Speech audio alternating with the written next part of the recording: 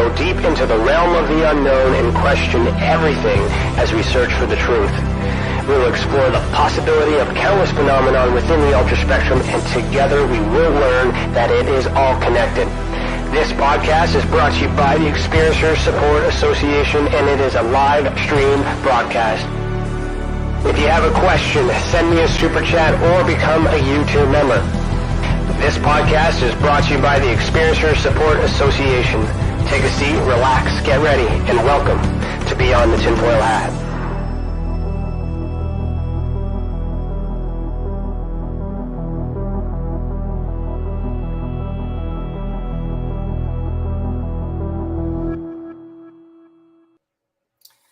Hello, everybody.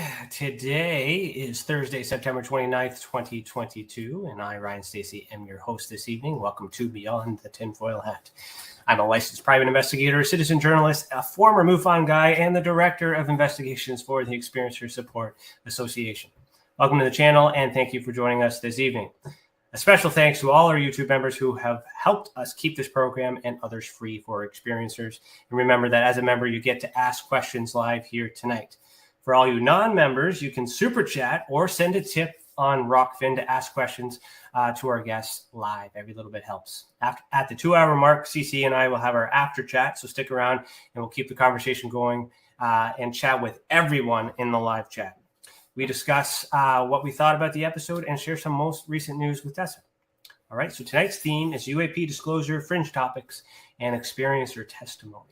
I like these episodes where I get to dive deep into experiencer testimony. So for our guest for season 4, episode 31 is Pricilla Stone. Pricilla is a student of the paranormal and other fringe topics with a focus on UAP disclosure. Her first UFO experience was at the age of 5, sparking a series of events and a drastic change in worldview. She also has a background in molecular biology, where she learned how to properly conduct and vet research. That's a valuable asset. Her channel, Quantum Wytch Cafe, creates a safe space for experiencers and authors of all types to share their altering events and chat about all things paranormal, fringe, strange, and UAP. She's also the host of UAP Book Club, a book club that meets monthly to discuss the latest UFO/UAP book. So you can find her on her YouTube channel, Quantum Wytch Cafe, and that's Witch with a Y, by the way, WYTCH. And you can also find her on Twitter, Instagram, and TikTok. So Pricilla, put on your tinfoil hat. We're about to go down a rabbit hole. How are you doing? How are you? Thanks for having me. I'm great. I have to say this. You have the best name in the world. The second best name in the world. First best name in the world is my wife's name, which is also Pricilla. Oh, shut up. I've never met. But she spells it with an S. So she's S as in super Pricilla. Yeah, that's supposed to be there, but my mom just decided to leave it out. So I don't know. What did she name you after? Let me guess. She said she just liked the name, but as a lover of Elvis, I'm going to say that she named me after Priscilla Presley. Yeah, that seems to be the trend with the Priscillas. All right, cool. So we're going to start with the icebreaker question, if that wasn't one already, from Cece. So I'm going to play a jingle, and then we'll ask the question.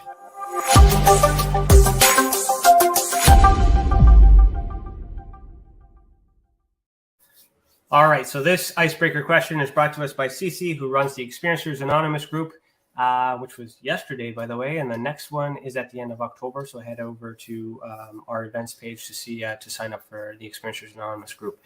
So her question for us tonight is: what is a book or movie on fringe subjects that helped frame your present worldview, or perspective? What is a book or movie on fringe subjects that helped frame your present worldview or perspective? Final answer. My goodness. That is a tough one. And I can't think of one off the top of my head. I mean, I'm going to go with Close Encounters because it was just so, I mean, it's classic. And it didn't change. I feel like I've had more books change my life than movies. But that one was, it had kind of had that typical looking ET at the end, and kind of how the world was just gathered around. And I always pictured it being something like that. Interesting. For me, I don't know. I started with X-Files. I always started with X-Files. Yes. I think that was like a tradition for a lot of people. But like to kind of index in what I'm concerned about or what I'm focused on, the movie that popped in my head was The Fourth Kind. Oh, yeah, that's a great one too. See, it's hard to pick, and yes, X-Files was a way of life in the 90s. So, well, I'm an investigator, so that was kind of natural progression for me. But the Fourth Kind element, with the abduction phenomenon and the Sumerian connection. yeah. And police video evidence, which is also interesting for me. Yeah, that was kind of that was an intense one to watch too. If it's true, allegedly, who knows? Right. Now, am I thinking it right? The Fourth Kind was the one that took place in Nome, Alaska. That's right. Okay. Yes, the ending of that one just wrecked me for so long. It was very triggering. Yeah, it was interesting the way they filmed it because you had reenactments, and then that's what I like about this movie. We're giving a free review for you guys, by the way, but it was whenever they built the story, they reenact the story, but whenever the suspenseful stuff happened, it was actual evidence. So normally it's the other way around. You have something, and then you reenact the stuff that you hear about that you found out afterwards. So it made it really believable. I agree. After, and it's hard to differentiate that in your mind as a viewer of a movie when they do that, when they mix actual like historical footage or evidence gathered from tapes or videos, and then they mix it with the reenactment. If it's done well enough, your brain just makes it all real. Mm-hmm. All right. Well, thank you, Stacey, for that icebreaker. My first question is, as always, why are you the way that you are? And what I mean by that is, how did you start as far back as you want to go? Okay. And walk me through your life up until now. Okay, well, I grew up in a pretty open household. It was Catholic, but my grandmother would always talk about spirits, about mediumship, essentially, without calling it mediumship. Being Catholic, we also did a lot of weird Catholic ritualistic type things without them saying this is a Catholic ritual. But she kind of mixed in what is known as Santeria with it. So we'd be like burying saints on certain days for stuff. I caught her a few times doing card readings for people late at night, like tarot cards, but with a deck of playing cards. So we had all sorts of visitations, and I experienced all sorts of entities as far back as I can remember. Not necessarily what we would consider extraterrestrial, but as I was being taught, being in a Catholic household, it was either human ghosts, demons, or angels. Okay. Thinking back, it could have been anything because I don't recall any of them ever saying, "Hi, I'm a demon," or "Hi, I'm an angel." So that kind of started the weirdness. And my grandma was kind of weird like that. Like, she loved to watch paranormal things. I don't know if you remember the show Sightings from like way back in the day. And then obviously she was a Trekkie, so I'd fall asleep. She'd watch that from time to time. And then I was always into space, so my grandpa started showing me constellations. And long story short, I was sneaking out at night to look for constellations. And one night, as I found Orion's belt, and these 3 spherical lights came on of the triangle. Okay. In my mind, I thought it was one spaceship, because I probably would have called it, and then they started doing these maneuvers, like spinning to the right, and they would go up and then drop down. And then the individual lights were kind of like, they were self-contained spheres, like an amber, I wouldn't say amber, I would say more of a golden white color. Okay. About the size of a basketball. At this time, I'm only noticing them spinning and then realizing that they were not one ship or one craft, because they did the spin thing up in the air 3 times, and then they lined up, and then they just like shot off, like instantaneously. Were like, it was almost, they were just gone. Like they started to shoot up, almost like you see those hypersonic missile tests, but faster than that because you didn't see it. How old were you when you saw those? Kindergarten. 5 or 6? 5. I would say 5. Interesting. And is that your first experience before? Is that your first experience that you remember? That's the first experience I remember with UFOs. Okay. What happened next? Well, after that, I started getting crazy dreams, sleep paralysis events. The demons that were doing the sleep paralysis initially sort of kind of turned into these like creature looking things. I would wake up just terrified, and my body would be sore. Like I would feel my whole body just like every muscle in my body was just like being clenched. Like if you got one of those muscle contractor things with the electrode and you put that on and like it clenches your muscle for you or contracts your muscle for you. It felt like that was happening all over my body and I couldn't wake up. And then I started seeing the figures on the side, which looked like kind of like a traditional gray, but mean, not like friendly. So that started happening and I'm too young. I'm not looking for marks like we would today, right? Like if that happens to me tonight, I'm going to be like examining myself, but I'm little, like I'm thinking that these are just some sort of demon. I'm not making the connection between possibly seeing the lights or going out there and intentionally looking at the sky, trying to find things. So it changed from monsters to that. And then it was kind of a mix of everything. And then I would wake up, I would be able to open my eyes at times and see shadow figures, but small shadow figures, like in the shape of a gray. And it became to the point where I couldn't see a picture of a gray without like just get this sinking fear, like irrationally just paralyzing fear. I wouldn't sleep. I try to stay up all night. Right. So that went on until after I left Alaska, it stopped. So I was in Arizona when this was happening, but because of the military, we moved a lot. And after I left Alaska, the events pretty much stopped. But it was sleep paralysis with grays for a long time. When I was in about first or second grade, I woke up in like not painful sleep paralysis, but I still couldn't move. But it wasn't painful or scary. And there was like a figure at the end of my where I was sleeping by the window. And it looked, now what I understand, kind of like a mantis, but it wasn't solid.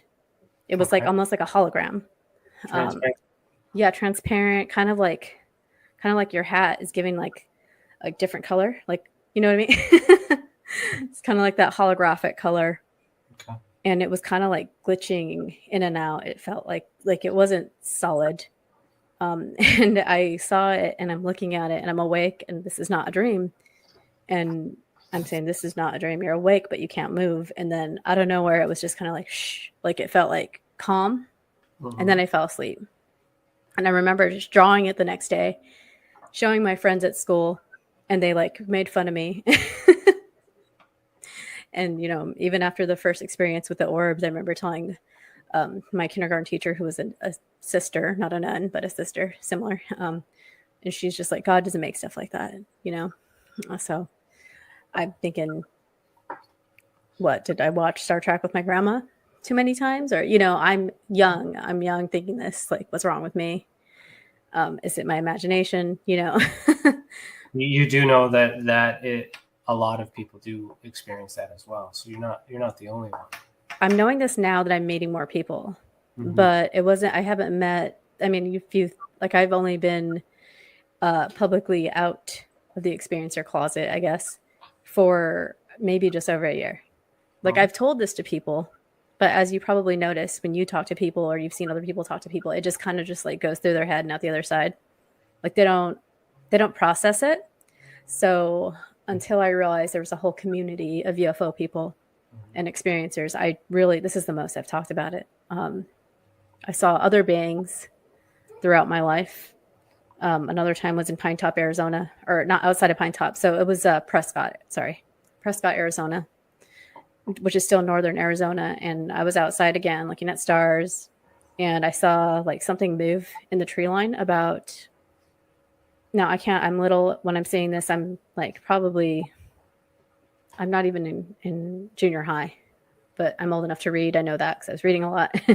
And I looked out there into the woods and there's this like figure, and I thought that I was seeing like a deer because that's like the first thing that pops in your head, like, oh, a deer, you're all, and it wasn't. It was a small gray, and it was like poked around a tree, and it scared the shit out of me. Sorry, it scared me a lot. It's okay. So it like scared me, and as I feel like this connection, like it knows I'm scared, and it morphs into a little boy, and like runs into the forest. So that was kind of. Did anyone else? No one else with you? No witnesses? No. My grandpa came out a little bit afterwards.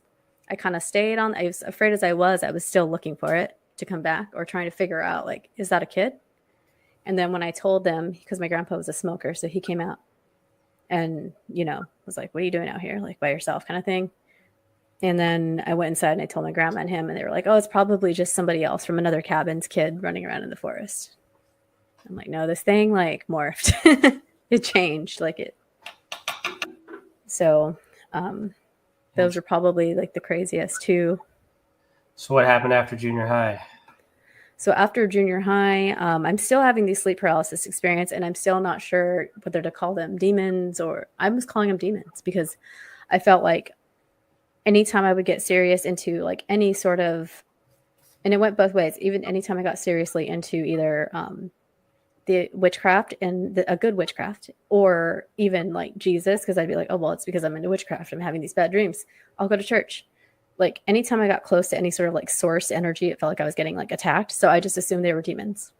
But now that I know a little bit more about things, I'm thinking that, when you get into any spiritual practice, it opens your senses up. It opens up a lot around you.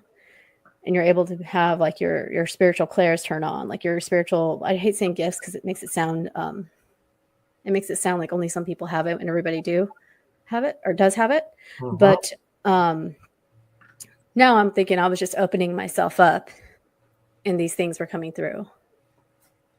I was not weirded out until I woke up outside a few times and without sleepwalking, not without being a regular sleepwalker. The first time was in grade school where I first saw those lights in Phoenix. The second time was in high school. I woke up on the other side of a fence after having a sleep paralysis event with Grays. And then this is the hard one to talk about because it was kind of recent. A couple of years ago, I woke up outside as an adult, as a mother, after sleep paralysis event. And that they've been more and more spread out. So it's concerning that it's still like, it's super, it kind of feels like you drank too much and then you blacked out. Yeah. And you don't know what happened. But I'm not really a big drinker. And yourself in order to verify those things, right? You've obviously already. Yeah. Like I don't sleepwalk. I sleep talk, but I don't sleepwalk. Have you ever been tested just to verify to make sure that that's not what's happening? Because that's sleepwalking. Yeah. I mean, you could ask anybody that's lived with me. Oh. I do. I mumble in my sleep and I say weird stuff. Like I talk in my sleep, but I don't like get out of the bed and like walk around. Like I've not, It was dangerous though. Yeah. Walking into traffic. Yeah. Yep. I've seen people's security footage of them walking around, going outside. But yeah, like I don't get out of bed. So like waking up outside and like nobody's like responding. Like, like I'm outside all of a sudden.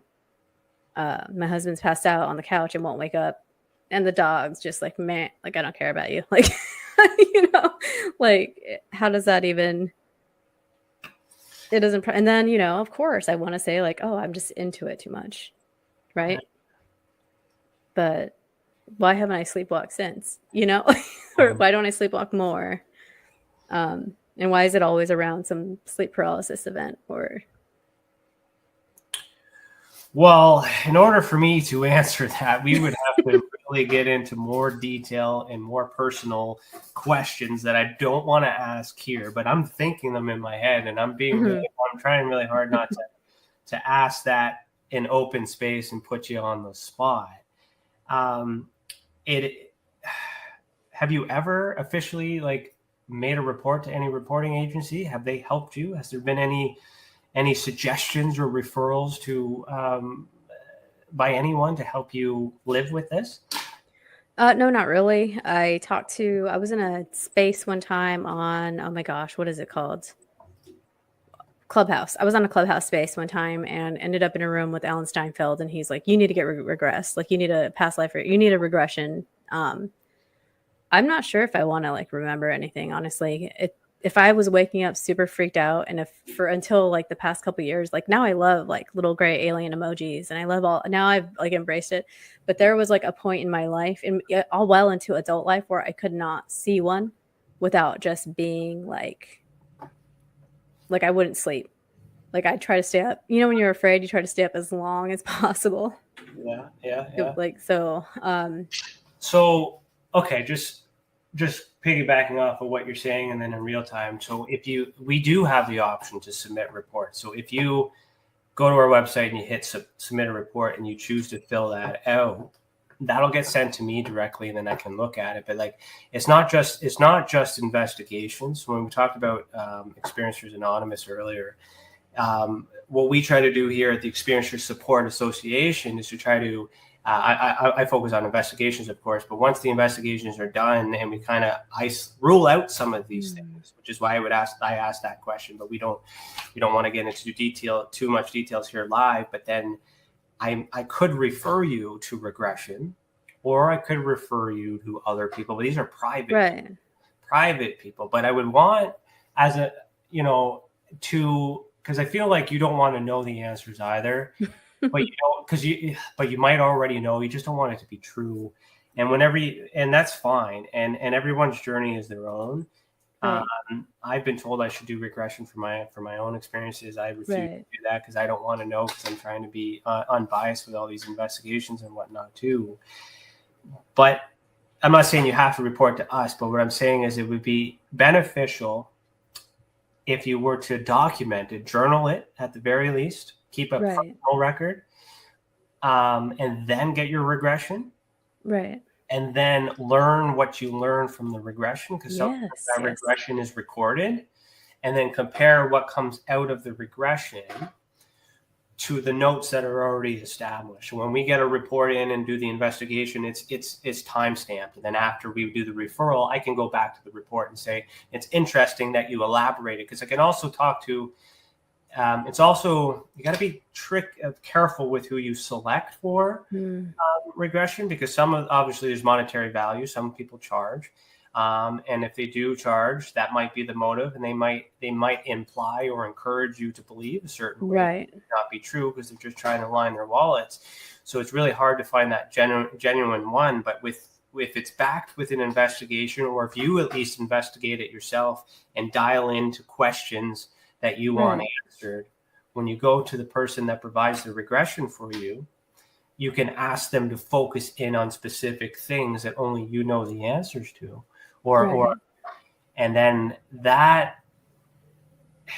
But the challenge with regression is once you unlock that, there's no going back. Yeah, that's the scary part, right? Mm-hmm. And like, that's why I say I don't want to know. Like, if I was something happened to me, great. I'm taking what I know, I'm putting it out there, I'm using it, doing my thing, but I don't want to know. Have you had anybody? Sorry, I know. Have you had anybody ask you, like, well, how can you advocate for experiencers if you don't do this and you're telling them to do this? Like, because I ran into that, which is the only reason that I've talked about this publicly. So how do I advocate for experiencers if I don't do what? So if you're doing an investigation and you recommend an experiencer or contactee, whatever they want to be called, if you recommend that they do a regression to find out more about their experience, like, for example, like if you, like my mantis thing, like that's one where I'm like, what the hell happened? It wasn't mean. It didn't feel mean. I wasn't afraid. I was afraid because it was weird, but I wasn't afraid. If I do my regression and I find out all this weird stuff happened, I don't want to know that, but I've said that to people, and they're like, well, how can you suggest to experiencers that maybe they should get a regression when you don't want to do a regression? How can you, they're kind of saying like lead by example. Lead by example. What I mean? So yeah, don't knock until you try kind of type deal. I get what you're saying. So for me, that's good. That's a good point. Because I did say that I pretty much put myself in that same boat. So to explain myself, is I've observed the regression being used on someone. I as a private investigator who understands evidence and collecting things and building cases, I have observed and prepped several cases where I've specifically asked questions to be answered that I know that the experiencer doesn't know why I'm asking, and I know that I trust the regressionist not to lead in with these questions. Right. And when I get answers that kind of compare to things I have already discovered through my investigation, it validates that. So I can confirm that the process works. I can confirm that it's possible. So my neglect comes from perhaps fear or I ain't got time for that. So so I think it's fair to say, just because I don't do it doesn't mean I don't understand the use for it and the need for it. I don't know how else to compare that, but that's like the pandemic. If you decide not to be vaccinated, but you still appreciate the fact that people might need it, there's things like that. So how would you advocate? How would you explain that if I asked you that question? I kind of tend to joke when I put it under pressure. So I just I don't want to know what happened to me, and it's only one person and they were kind of trolly type. So, so I just was like, you're right. And then I've had people say it gently, like in the beginning, like, well, if you don't share your experience, you might give other people, the confidence to share theirs. So that's fine. But the whole regression thing, like I don't need another existential crisis. And some people have to know the answers and they're compelled to know it. So that's the only time I would say, and I honestly don't recommend it because I'm not an investigator. I am here to listen to people. Do you know what I mean? I would not recommend regression. It's not at the top of my list. It's actually on the bottom of my list because just as well as you unlock those memories, we don't know what else it is. Right. There's other traumas that from childhood that could come up, and then it opens up a whole can of worms. And these regression hypnotherapists, 9 times out of 10, are not capable of handling like social work or psychology or anything like that if something other than extraterrestrial comes in. So a lot of these pseudo healers, I call, do run into that risk. Because what do you do when all of a sudden you're doing a regression and then somebody identifies a criminal offense with human beings? What do you do to that? You should report that to the police or report that to, you can report that to Tessa as well. As an investigator, I can help with that. But it's a very sensitive and fragile tool, yet everyone seems to just refer it, not realizing how dangerous it actually is. Yeah. So to continue with that thought, what would you recommend, or what do you think you would need as an experiencer, if not regression? You mentioned that you've never received any referrals. If you could refer anything to yourself or to anyone else who's experienced what you've experienced, what would you expect? What would you need? I think that talking in a group has been helpful. I have not been brave enough to talk in a lot of groups. Like I am a member of another experiencer group. And I chickened out of the first meeting that I RSVP'd to because I've talked on other podcasts like in depth and detail about my experiences because I wanted people to see that I am a safe space for you to talk to because I've done it too. I would refer people to a support group if they're comfortable. There's more, and I would refer them honestly to, now that I know your group is around, either your group or another experiencer group that I know. Refer them to everybody. Yes, because I don't know. I'm here to listen. Like I'm a friend, right? I'm here to listen. I don't investigate. I don't have a lot of investigations. I do research, but I don't investigate. I haven't been trained in investigations. I'm not a psychologist. I'm your friend, like you can talk to me if you want to talk to me, but I cannot give you advice on treatment or what you should do next. I think the first thing I refer people is to experiencer groups that meet and they talk one-on-one. And if they don't feel comfortable one-on-one, those people usually have people they can talk to one-on-one or refer them to the right people. Do they have to talk? Maybe some people will just show up and listen. Yeah, I think that helps too. Because the one in-person group I was at, there was a couple of people just listening, and they were in tears, and we were all crying, and it was like just being around other people that make you feel less crazy, I guess. Mm-hmm. When you've been made to feel crazy or been made to feel like, oh, your imagination is just really good, like stuff like that. Just hanging out with a crowd, that's all. And then as you start to hang out, so experiencer groups, like the experiencer group, there's a few others like that. That the idea and the concept is again essentially bring like-minded people together to share and talk about what has happened to them with that belief in mind. There's belief there. There's comfort there. There's no judgment. And when you don't feel like you're being tested or investigated or interrogated, you start to hear similar things, and you start to network, and then you start to understand more from each other. That's a very healthy thing to do. That's why I said if you're going to refer to any group, refer to all groups that offer that type of service, because it's up to the experiencers to decide what they want and what they need. If they try, they need to try many different things, because our methods may be different than other people's methods. And something I say might resonate to you today, might not resonate to somebody else, and things like that. There's different perspectives too, but what we have in common is that we understand that the experiencer needs care, needs to be listened to, needs to be understood, so we can at least know, so the investigators at least, so I don't know if this other group has investigators, but so that at least the investigator side can follow the right leads to try and get answers to help understand. And because we don't have actual police officers, we don't have actual doctors we don't have all of these things. We have people that share the same passion and earning to take care of our own in this pseudo bracket, which is challenging on its own because it's not accredited. But really, if you remove all these certificates and all these things, what are we doing? We're just human beings taking care of our human beings. It's no different than opening up a door for someone when we see it. It's politeness, it's courtesy, it's needed. So when you get into these situations where you're not feeling that, not just getting that, feeling that, right?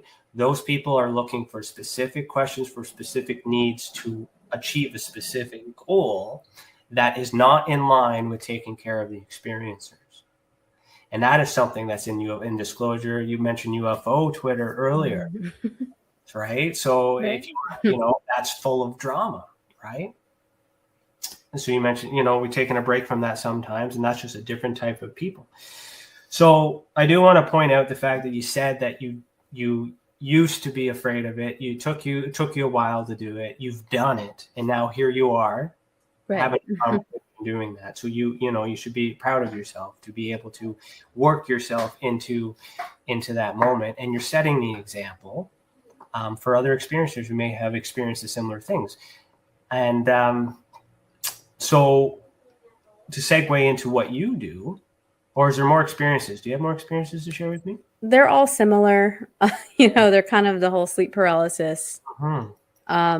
Like I said, the more jarring ones I've talked about, like seeing beings, waking up outside, those sorts of not normal, right? But I've had like beautiful experiences with like angels, but now I'm second guessing, like, were they angels? Do you know what I mean? We're running into the whole ultra terrestrial conversation more and more. And now I'm like, were they some sort of light being? Because they kind of look like what people say light beings, and those were beautiful experiences in times of like emotional sadness or turmoil, times when, they felt like they were helping. So there's been experiences like that too. So, and yeah, but I think that they've all kind of like, I know that if I go outside, I'm going to see some anomalous orbs. Like, and people are like, why don't you take pictures? I'm like, because people don't want those pictures. Like, I care about those pictures when I see them, but people don't. They're gonna be like, oh, it's a ball in the sky. Like, I don't have a good camera, so I'm not gonna even attempt to take pictures of this thing. I think for me is when you say you're investigator, right? How does somebody come forward that has an old experience? Like, say, like when I was 5, that was my only experience, or in grade school with the mantis thing. Like, how do you investigate something like that where, like, my grandpa's the only one I told, or grandma, and they're dead now? You know what I mean? How do you even tell somebody, you should investigate your experience when it's an old experience? There's still evidence that you can do. So depending on what you're trying to do with it. So as for me, every experience is valuable, because if I were to investigate every single experience that you put in or everybody else did, I would investigate them all separately. And then we would try to answer, or at least get close to what this may or may not be. I may sometimes not believe what you think has happened, but I do believe something happened. And what I'm trying to do is we challenge it a little bit to see if we can agree on the same thing. It's never going to, this is my opinion. If you don't agree with it, then we got to try again. Why don't you agree with it? Okay, let's look into it until we're on the same page.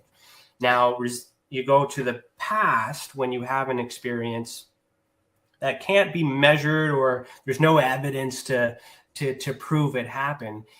Who are you proving that to? You're proving it to yourself. You need to acknowledge that it happened, and you need validation for yourself. I don't need that proof, because what can I do with it? But you can remember. So through my program with investigations, if you don't have any evidence, if you mention you drew something, so drawing is a type of evidence. It's analogical evidence that can be used. The problem with disclosure movement is that a drawing is circumstantial and it comes from the mind, and it can't be done that. So on its own, it's useless if you're trying to answer the question of, is there life, or all these other things, if you're trying to solve that riddle. But it's not useless if you do that same process with 100 people. That's true. And those 100 people draw the same thing, or say 99 people draw the same thing, and then just one person has a photograph of what looks like all the things that were drawn over all the years. Then a case is built, which is what I'm building cases and building a collaboration of evidence. So every experience here is important. So that way I can take that demonstrative piece of evidence, which is a stronger level of evidence, to validate that these experiencers who don't know each other from different places from all over the world, all gone through the same process, all drew a similar thing that looks like this photo. So how is it possible that all these people from different sexes, different blood types, different races, different locations are seeing the same thing, right? Experiencing the same thing? So that would help me prove the possibility of this creature or entity existing. Then I pass that on to an expert who, like we have a cryptozoologist, Alex Mistretta. And he, if he doesn't recognize that as a cryptid, or we call them paracryptid, then we kind of put this in this category of like, okay, this is an unknown being. And then we just got to continue to work away on that until we start to understand that. But then you get this validation, and then we connect you with these people to get more evidence to see what you can remember and figure out what this is. We're not going to label it. We're not going to call it anything. We're not going to do all those things. We just identify and validate that, hey, I don't care what you think this is. There's evidence through the people of that it's common. Right. So what do you do with that? Then on an individual basis, each of them are validated, but then you kind of want to do more with that. So so what I do then is I try to teach everybody how to get better evidence the next time that happens. Right. And that's just on one case. And if you do every single case within their life, which is why I was asking these questions, I like to build a timeline. So, you're now into like quantum stuff, you're still Quantum Wytch, right, into spiritual, into, and things like that, which is in later years of your life, which is kind of evolving from past experiences. Right. So when I investigate all of these cases on an individual basis because there's paranormal cryptid beings. We don't know what they're called. It's just isolated events. Some of these can be identified, some can't, and then we timeline them all. You might find a pattern where this contact has something to do with the way you are right now. And you're not the only one that's like that. So for those, it can be used if you're building a case and you are caring about the people and you're trying to get answers for the people. If you're trying to get answers for the politicians, for the money, for all these other things, you need that nuts and bolts. You need that video. But witness testimony is the strongest testimony you could ever have if you can get them all in the same room and prove them all to be credible. However, it takes the longest. And there's not a lot of time. There's a lot of time that's spent to it, and there's not a lot of reward for it. So when you are, this is a message to all investigators out there. Since the question was on to me, and experiencers, when you want to look for a group that spends more time with quality than quantity, and you're more than likely going to get best results because they care. It really does seem like you care. I've never really. I know people that I think you're the first investigator that I've read about other investigators and I've read a lot of books. So it's one of those things where there are people that have taken it seriously, but it's refreshing to meet another person so passionate about it. And also you care about what people are saying. So I think that's important and people pick up on that. I not only care about what they're saying, I care about how they're feeling. Regardless of what I believe is the explanation for what you just described to me, I agree with you that it's terrifying to not know these answers. I agree with you that it's concerning to not know why you're going to bed and waking up somewhere else, whether there's extraterrestrial involved or not. Those are things that need to be looked at to make sure that you are safe and there is no underlying mental illness or condition that you may not have known about. We need to rule those things out. But just because we ask those questions doesn't mean that that's the reason for it. Right. There are some people out there that take alcohol, so ask questions. Were you drinking that night?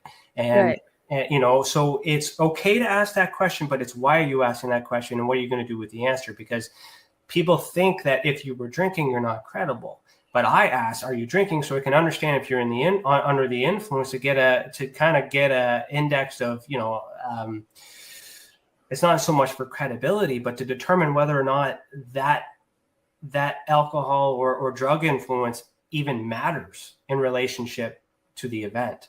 So so that way, when the experiencer comes out and testifies or shares their experience, and someone comes out as a heckler and says, "Oh yeah, they were drunk that night," like, yeah, they were drinking, yes, but these people weren't, so that doesn't matter, right? So the problem we're having is everyone is not taking.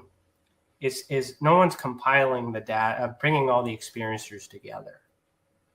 On an individual basis, you guys all are victim to the gambit of a variety of people just poking and prodding and trying to help in many different ways. But what it all comes down to, as an experiencer, you choose who you talk to, you choose what medications you want to take, you choose what help you want to do for yourself. You have 110% control of your experience. So you should be more mindful of who you decide to share your experiences with, because it's your experience. And if it wasn't for people like yourself sharing experiences, I wouldn't have information like this to share. I wouldn't be able to write a book. I wouldn't be able to do anything. And I think some of these people forget that. They are held high and they're doing all these other things and people buy their books, but it's because of us who are supporting them, and then they're not giving any support back. So I'm overselling it here, but it's just because you said you haven't received anything like that. So I'm glad you found us. That's a little information about what we do. Let's talk more about you. What is your thoughts about disclosure? How about that? Are you into the UFO UAP disclosure movement at all? I am, not because I think that the government's going to tell us everything and hand it to us. I'm in it because it's wrong to keep this secret from the people of the world.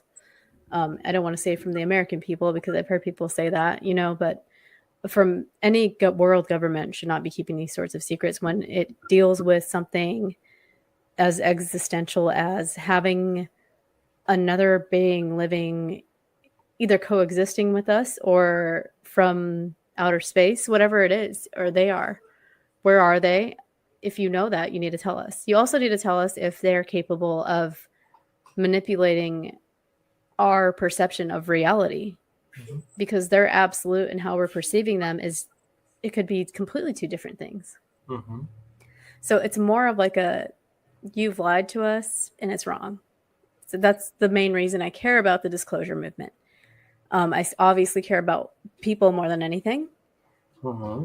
But I do think that since there is a fire lit in people right now to get government disclosure, official disclosure, I think that we still need to push that, but also still hold space for experiencers and contactees and people that have had these crazy experiences. Like you have to have both. I don't, like I said, I don't trust anything that, like the hearings are great that are coming up and that have happened. It's great that that's happening because it's turning lights on for people that would not have believed this is real had they not had their government acknowledge it. So that's my big thing. I don't need disclosure. I've encountered so many things, so I know there's some weirdness happening and I don't need, so this disclosure has happened, in my opinion. I think so. Yeah. Happening. And there's personal disclosures, there's personal truth and real truth and things like that too. You say that they lied to us and you say that they know, but like, is it possible that the government actually doesn't know and this might be something else? Yeah, they might not know what it is, but they know something is happening. They might not. They've acknowledged, they've acknowledged that they too also don't know what's going on. Right. But how long has that been going on? How long have they been trying to figure it out for? And why are they just now saying, yeah, we've been trying to figure it out? Do you know what I mean? Does UFOs mean aliens though? No. So it could. What does alien even mean? And now alien can mean so many different things, right? I could go to another place and they call me an alien on this planet. So when we're fighting for a disclosure or a confirmation or validation, and it's on that belief that they have lied to us. We haven't been able to prove that they have lied. We just think they're lying because of other things that we get through documents that are redacted. Same thing helps here in Canada. So, there's missing pieces to the puzzle and we speculate. But that doesn't mean that it's true, because when we get these documents, they choose what we get to see because they know what we do and we know we're missing the information and they might know the truth. But what if it's not aliens? What if these beings that you're seeing are human? Yeah, that's the other thing. If they think that there's humans that are coexisting with us for however long, maybe before us, right? Maybe in the ocean, maybe in caves, who knows?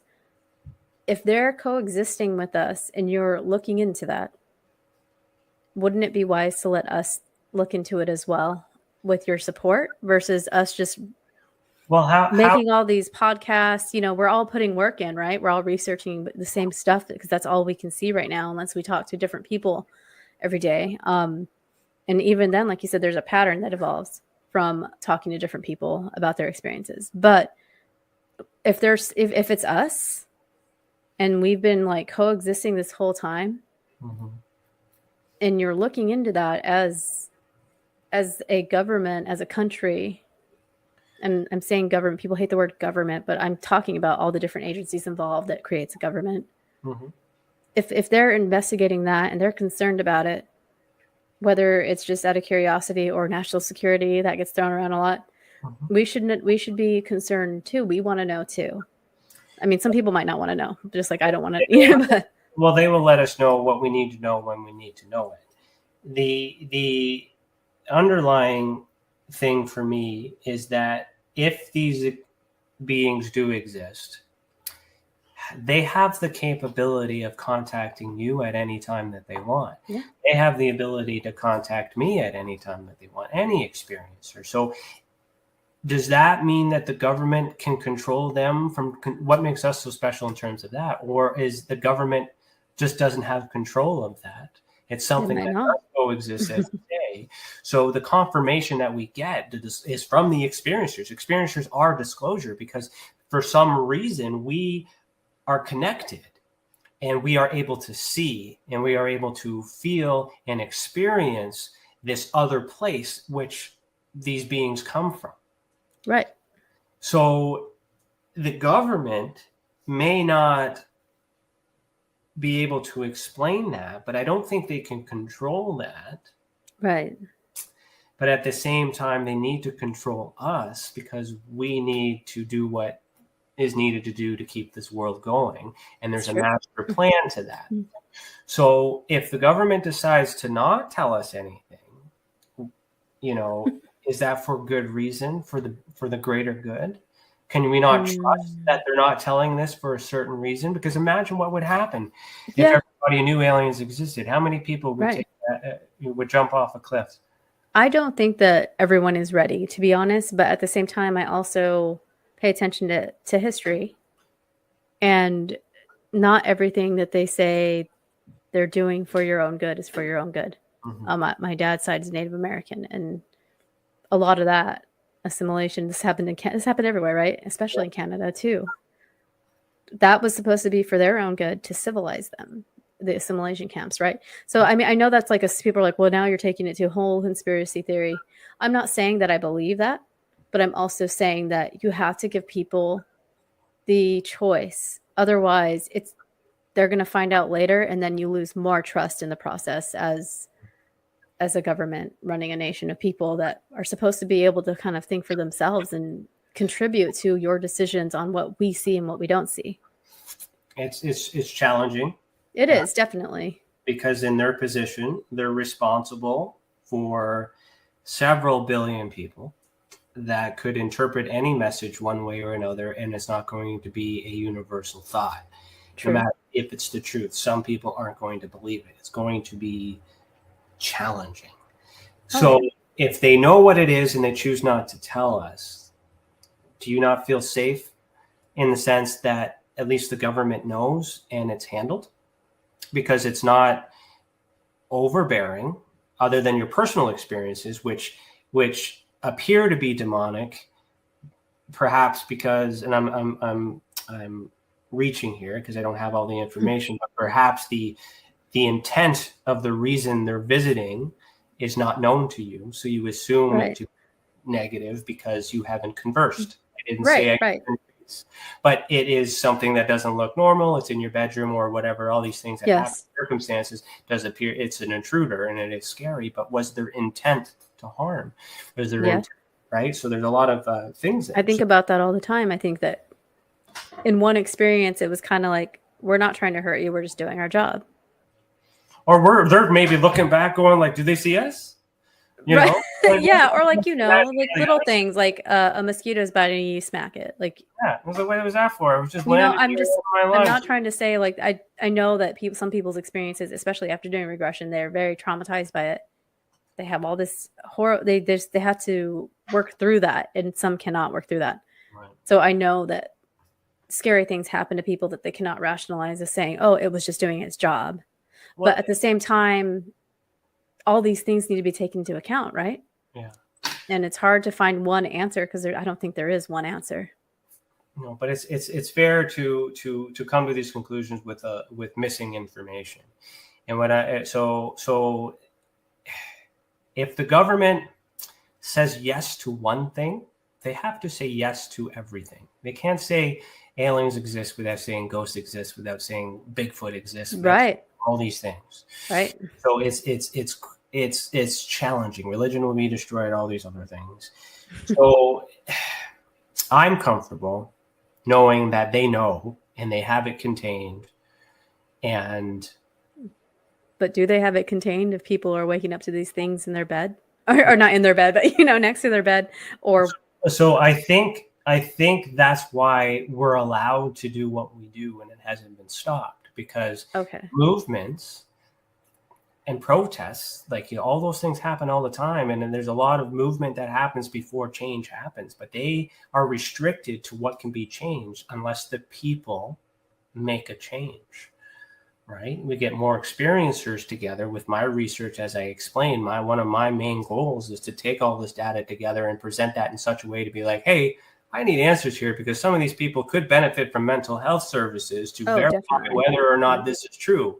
You don't want to be considered crazy, but can we at least, like, can you help me here on a professional level to just to make sure that this isn't real? Because I think it's real based on all these other testimonies. Oh, it would be great for them to prove to some people, right? Like, oh, this isn't real, it's fine, and it's real. So that's why when you get into all these circumstances, the government will eventually assist with civilian agencies and things like that too when they see enough push and cause for it, and that's when they start funding. But when they fund, that's when everything changes because they now have control because they now have the money. So are they funding it to help or are they funding it to regulate it and to keep it controlled? What are your thoughts on that? And then we'll take our commercial break. Yeah, the thoughts on that are, I agree with that. Is there an ulterior motive? Which is one of the reasons why I see Avi Loeb does not want to have a lot to do with the government when he's running his Galileo project, because he does not want them to have their talents. He didn't say this. This is like paraphrasing. He doesn't want them to have rights over things that he's found with his project or his study. And I get that, because the second you collaborate with somebody, it's theirs too. But he's got to make his own money somehow in order to fund the project and things like that too. Absolutely. Is it easier to take money that you're not sure what sort of strings are attached to, or is it better to take the longer, harder route and get independent funding and get the research that is completely yours that you can share with the public? It just takes one person in this world to find that definitive proof, and then it's an answer for everybody. If it's not going to come from the government's giving us enough of information for us to put the pieces together. I think they just want us to figure it out. And once we figure it out, what do we do with it? And we're working for free, right? They're not. For the most part, We just need to evolve as humans. So I think we're the special ones. I think we are gifted. We're able to see it. I know gifted's not a good word to use, but I think there's more human element to it than we realize. And they don't want to tell us that, because then we become more powerful. And, we get into remote viewing and all that other consciousness stuff. Yep. So we'll pause right here, and we'll continue after a message from our sponsors. If you're listening to Beyond the Tinfoil Hat, this audio only version, head over to youtube.com/The Experience Support Association to see the video that goes with the audio. You're listening to Beyond the Tinfoil Hat, a podcast by the Experience Support Association, and we will be right back. It's your business. It's your property. Your assets are worth protecting. Blacklight Investigative and Surveillance Services specializes in patrolling and inspecting residential or commercial property against fire, theft, vandalism, terrorism, and illegal activity. People and buildings are monitored to prevent crime. Keep your property, your people, and your assets safe from threat. Our elite staff are dual licensed private investigators and security guards. Blacklight Investigative and Surveillance Services. Go to blacklightiss.com.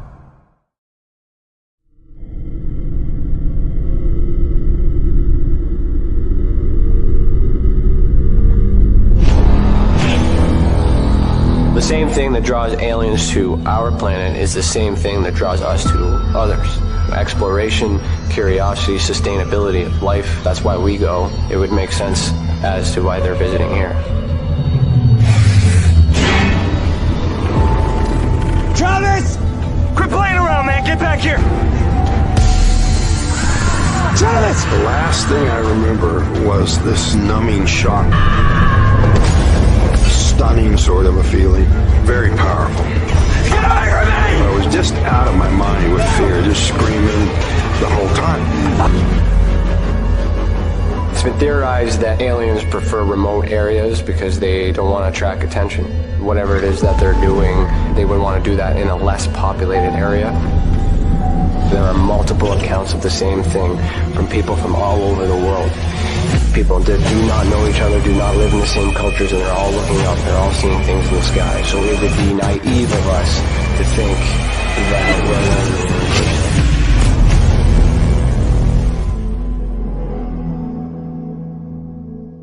Ryan is one of Canada's leading new UFO investigators. He conducts and oversees UFO investigations on a constant basis and was really taken by his research. He's compiled a tremendous amount of data regarding UFOs in Canada. Just as interesting, he really goes over how UFO investigations are done and what are some of the mistakes that people make when they submit evidence. Note for starters, don't edit your videos or photos before you send them. If you want to hear more follow-up conversation between Ryan and myself, you can go to richardolamembers.com, where we have a candid conversation on ufology, the paranormal, and more. And remember, while we learn and grow and search for the truth, let's be good to each other.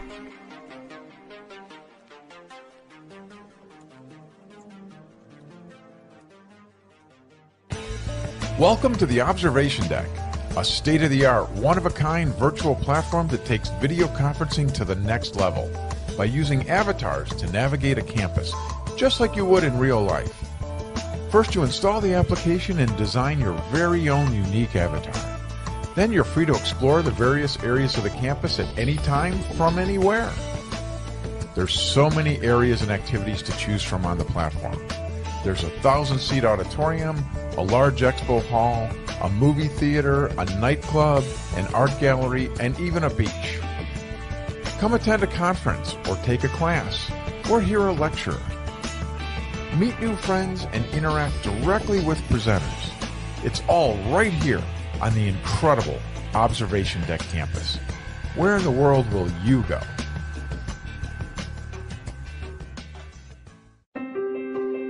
Have you ever wondered, or maybe just thought to yourself, if there were others just like you? You know, people with extraordinary abilities, psychogenic advancement, and perhaps unique intuitions. Maybe you just wondered if there were other people who experienced unimaginable, unexplained, or even unusual and paranormal events. Are there people who have more questions, more fears than answers? Well, you're not alone. You've never been alone. We believe you. Sign up for EA today by going to tesacan.org/EA. That's TESACAN.org/EA.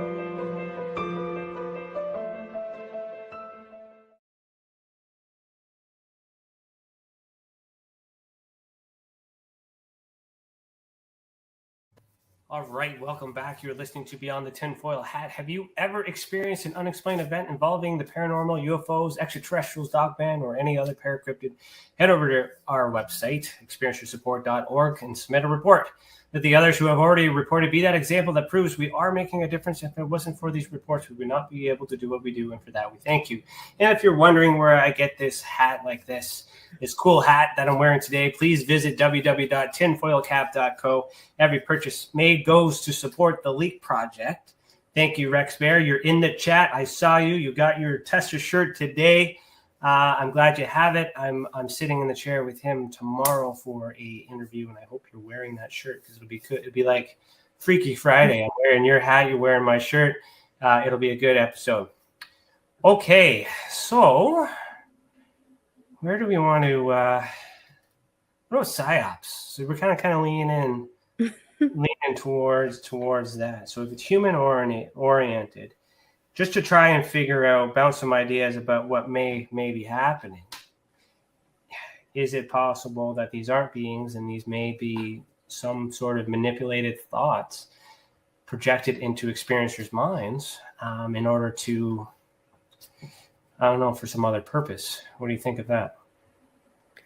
I think that it's definitely a possibility in some cases because a lot of the beings that we're encountering, whether they're alien, extraterrestrial, or interdimensional, I think that their reality may only be perceived by us to our capability of perceiving it.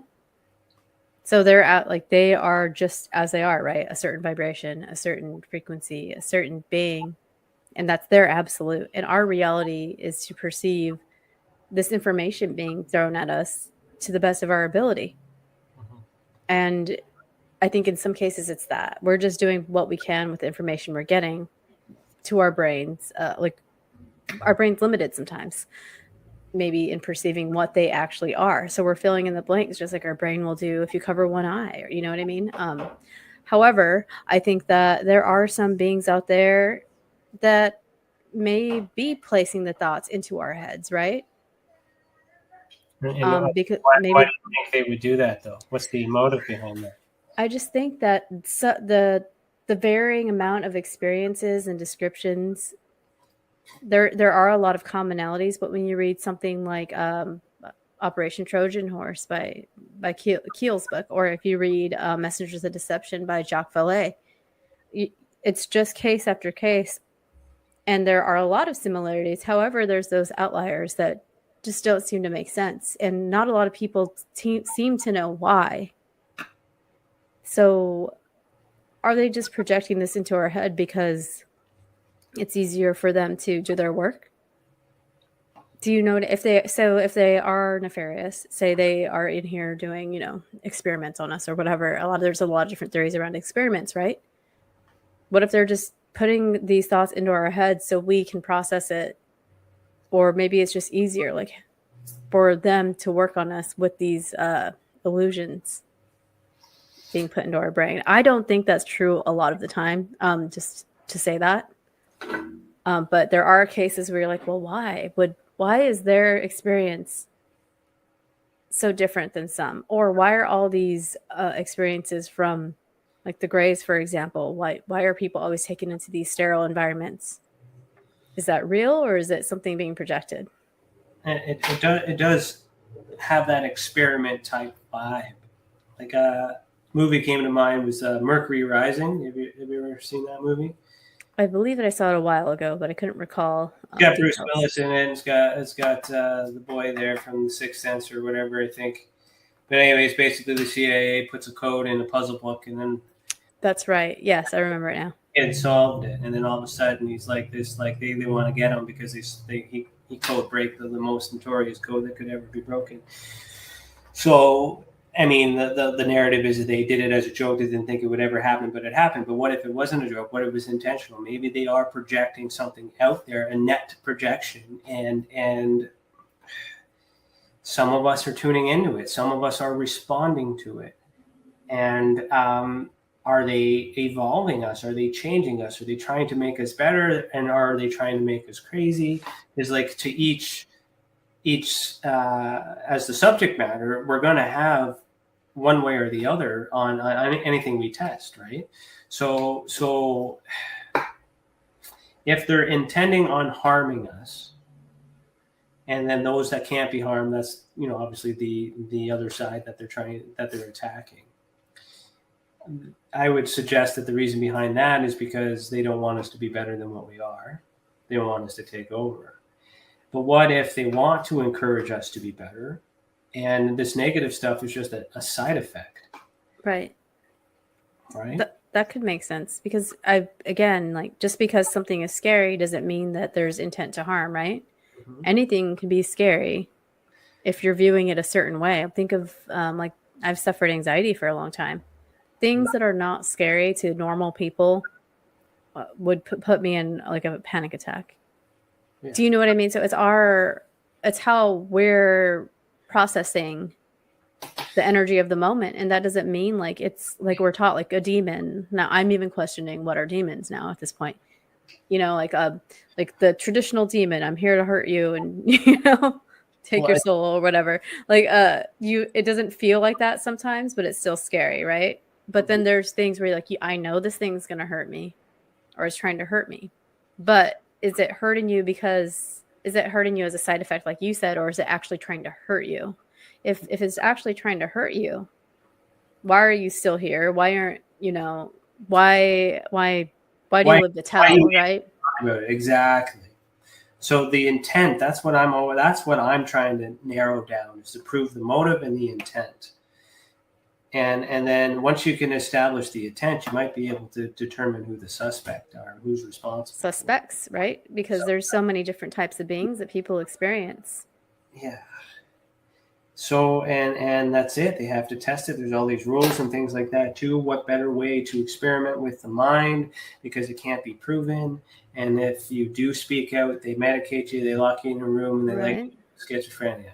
There's all these options available in case the experience goes haywire. So with this hive consciousness, I think if this is the way that it needs to go, they need more of us to develop these abilities, more of us to teach others or encourage others like yourself to enhance and empower these abilities. And then that way we're capable of doing something, whatever it is that they need to do. They're not going to tell us to do that. But if we figure it out on our own, and I think for some of us, we do figure it out on our own because we do things like podcast, and we have this feeling where we need to do something to give back to the others that might be feeling that. So you do that. You have a podcast, right? Right. So let me just I'm going to bring that up now. Let's talk about that. Tell me about your show. What do you do here? Well, it started as just something fun. A couple of years ago, I had a metaphysical education company with a friend, and we sold all sorts of like meditation kits or spell kits, stuff like that. So it started there. But I always just ended up back with like the UFO stuff, like always going back to it because of the one experience.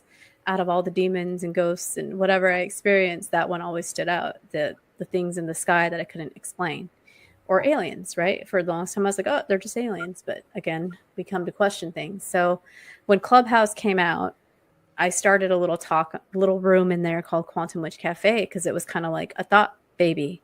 Like, I'm a coffee addict. I love cafes. I like old cafes. Like, I mean, there's a lot of Dunkin' and Starbucks in this area because I'm in a city now, but I just love the thought of going to like an old cafe and talking about like having deep conversations like you would over a campfire. But a lot of people have these in coffee shops. So, or I have with people. I've had like, beautiful connections with people in coffee shops. So that's kind of like the cafe part of it. The quantum part of it is I do have like this science mind, and I'm also a witch. So that's how like the name came about. But I just want it to be this place where people could gather and talk about all sorts of strange and paranormal things. And it's okay to talk about it. Like, nobody's going to laugh at you. Nobody's going to say you're crazy. And then the book thing kind of just happened. I just have a horrible like book addiction. I think a lot of people that are addicted to coffee shops also are addicted to books for some reason. I don't know what the correlation is, but I don't know. I just wanted to talk to other people about weird things. So I created the channel, and I don't have like a goal besides meeting like-minded people. The book thing just ended up being so I can talk to some of my favorite authors and documentarians, and people. I am trying to implement more experiencer stories once a month. That way I can have, a featured experiencer. But yeah, that's kind of how everything came about. And it's turning into kind of like I talk to authors that I admire, or other people in the field that I admire, like Nathaniel, or, you have like Savita as a starseed, she turns on people's, she activates people. She's got her bowl in that picture. So she, I just like talking to interesting people about weird things. In the past, I've had witches on to talk about their work as well. And you'll find that when you talk to witches, I feel like every witch I've talked to has had some sort of weird interdimensional being visit, or alien, or ET, whatever you want to label it. But yeah, right now it's kind of shifting to books. I'm going to be taking the channel in a little bit of a different direction, kind of more like 20-minute, 30-minute talks on something I'm studying. Like right now I have a bunch of stuff lined up to talk about the gateway process, and with the Monroe Institute, or not with the Ramones, the Monroe Institute's gateway process. I've been obsessed with that paper that was, declassified, because that paper, not so much the paper itself, but it's led me down different rabbit holes about consciousness that I really find interesting, and how that could relate to how we experience the phenomena, like in our dream state, in a hypnagogic state, like where time is so different. Growing up the way I've grown up with my witchy beliefs, dream time is a whole nother place. It's not just a dream to me. So, but I'm finding that more people feel that way than will admit in the past that, you know, more people are saying, yeah, it was a dream, but it was real and it had a message or something. And then you get into the whole quantum mechanics side of things, the many worlds theories, how the relative versus the absolute. Like, just because this is our reality does not mean that it's the only reality. Mm-hmm. And if you go into another space, none of this might matter. And if it's the extraterrestrial space or the interdimensional being space, you could be in the same space. Well, yeah, I think there were, you know, we could be woven in with one another, right? But just on different frequencies. Different people can get to this space by doing different things at different times in different ways. The space exists. When we dream, who knows where we're going, but you know, but it could be the same space. Does it have to be physical? Do you have to go anywhere to experience anything? No. Are we actually going anywhere when we're going somewhere here? Because you can't prove that to me. You can through Newtonian physics, but when we look into quantum mechanics and all these weird physics concepts, that all kind of falls apart. And that leaves a lot of space open to explain Yeti, you know, Sasquatch, spirits, cryptids, aliens, interdimensionals, ultra-terrestrial, you know, the umbrella term, you know. It's just there's so many weird things and wild things out there and varieties of it that all these people, all us people experience, and no one's able to capture any of it. No evidence of it at all. Just getting close. So in order for it to all exist, it would make sense if it was in our minds, or our minds are able to travel to this place, because that's where it's all happening. And perhaps us as experiencers don't realize that what we're seeing in this world isn't actually in this world. We have the ability to see both worlds at the same time and not realizing that it's happening, which is why when you take a photo and you look at it later and be like, how come I didn't get it? Because the camera is in this world, but your mind, you know, is in the other, and you're seeing them together. And that would be the smoking gun. That would be the ultimate disclosure, to be like, yes, consciousness is alive. Consciousness is connected to all of us. And, you know, this is God, you know. So. Yeah. It feels like all that is kind of recent though, right? It's so recent if you think about like our history as humans, to say that I feel like we're almost circling around, because the people that used to see in between worlds were the shamans or the medicine people, right? They used to have value in the society. And that was normal to them back in the ancient and all that stuff. And now we're like, well, we can't. And then now we're just kind of getting up to speed. We're like, oh, now it makes sense. But physicists are like, well, we're beginning to think this and that. And I'm like, bro, I'm a witch. I thought this the whole time, you know, like. Or not, you don't even have to be a witch, you know, just a spiritual person or open-minded person. It's strange that you have to be self-conscious about thinking these sorts of things in certain settings, right? Like, I don't talk to anybody in my family about this.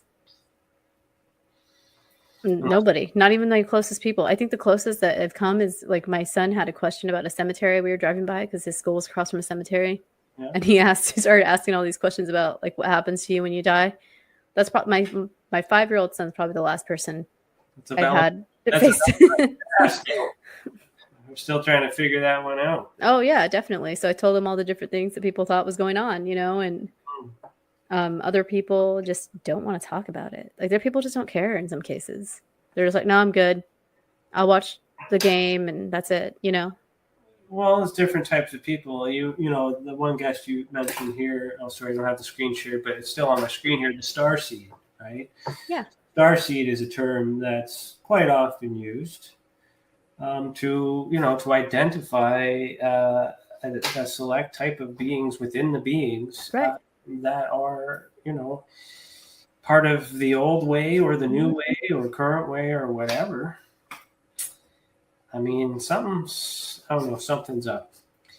And that's why I like working with the people and understanding the people and trying to encourage them to use their abilities for good, because then that'll catch on, that'll spread like wildfire, and they will maybe activate more star seeds and things like that. And then if we're all vibrating on the same frequency and we're all vibrating positively, then that would help negate the negative thoughts and all that other stuff too, because everything's energy. So you call yourself a witch. You say this. So to you, what is a witch? How would you describe that? How does that apply to you? And I'm just curious to know why you use a Y instead of an I. Well, that's a lot of questions. I can answer them all, maybe not in order, but I consider myself a witch because since I could read, I was curious about different spiritualities and religions and finding kind of like the common thread in that. And as I went through school, you learn about physics and atoms and all that. And then at one point I realized magic and prayer and all this stuff is just physics. It's just energy, right? And when you're doing witchy things, you're actually utilizing the energies or spirits in some cases, like plant spirits. So that's why the whole Quantum Wytch thing happened. And I consider myself a witch because I like to work with energies around me, whether the energy is like burning a bay leaf is a super common thing for good luck, or carrying one. You're working with the energy of that plant. It has a specific signature and atomic structure that makes it a bay leaf, and people seem to get luck when they carry it.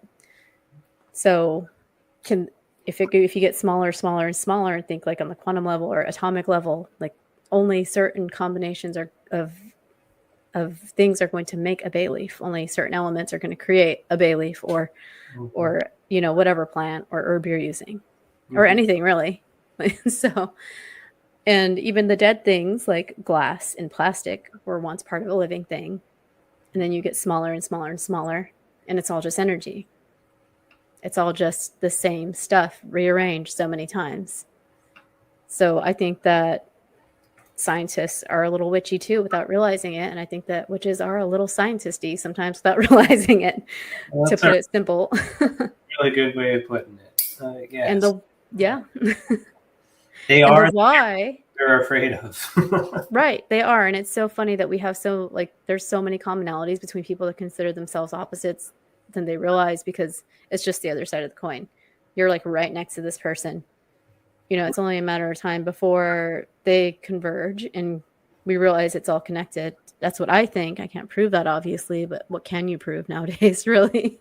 The Y is from the term weird, which actually used to mean wise. If you search like the meaning of the word YRD. So that's where that came from. And I'm not I'm not in a coven. So I kind of felt I still feel like an outlier as a witch. So I don't follow one type of thing. Like I'm not like a Norse witch. I'm not this witch or that witch or green witch. I'm a little bit of everything. But then it all ties back to, I would say, physics and energy. That's all magic is manipulating energy. And even when you pray, you're using your words that are vibration to carry out through the universe to get this thing that you want.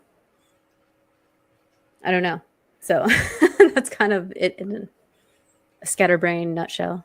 No, it identifies who you are, and that's your reasoning behind it. No, there's nothing wrong with that. That's good. I mean, it speaks to the research elements as well, why you're so involved with this, and with your experiences too, right? It just fits.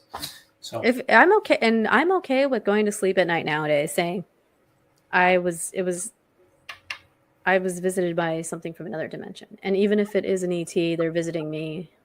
And that's powerful for you to admit and to say for yourself. Yeah. And by saying that here in front of, anybody, I mean, that's helpful because others, might be feeling the same and they don't say anything either. They're just listening. You can be okay with your experience. It's you can be okay with what you think is happening. Maybe it is happening like that for you. When you're trying to prove something, you have to consider who you're trying to convince. Yeah. So the person or people that you're trying to convince will determine what you need to prove. So if you're only trying to convince yourself, you need little proof as long as you believe. It's just a matter of where you fit in, because we have this need. No one wants to be alone. We have this need to want to be in this group or something, and among like people. So I think before like this new age of talking about experiences, there was a lot of oppression. There's a lot of people not being able to talk openly about it. And this UFO disclosure movement or whatnot, whatever it is, whatever motive it is, it's allowing us to speak about it more freely, right, and more comfortable. And perhaps that was the plan, to remove the stigma so we could talk about it and not be laughed about. I like that because we hear so much the doom and gloom